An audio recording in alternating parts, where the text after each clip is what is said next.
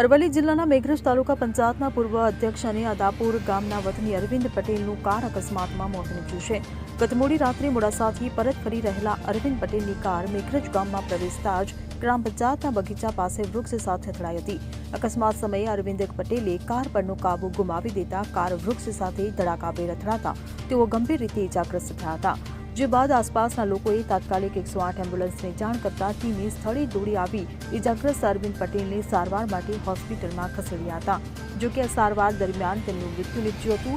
આ સમગ્ર મામલે મેઘરજ પોલીસે ઘટનાસ્થળે પહોંચીને તપાસ હાથ ધરી છે. અરવિંદ પટેલના મૃતદેહને પોસ્ટમોર્ટમ માટે સરકારી રેફરલ હોસ્પિટલમાં મોકલવામાં આવ્યો છે. હાલ પોલીસે અકસ્માતે મોતનો ગુનો નોંધીને તપાસ શરૂ કરી છે. અમિત ઉપાધ્યાય સાથે CN24 news Aravalli. Bureau report CN24 news. હવે જુઓ દેશ દુનિયાની તમામ ખબરો તમારી આંગળીના ટેરવે. ઉઠાવો મોબાઈલ અને Google Play Store પરથી ડાઉનલોડ કરો અમારી CN24 ન્યૂઝ મોબાઈલ એપ.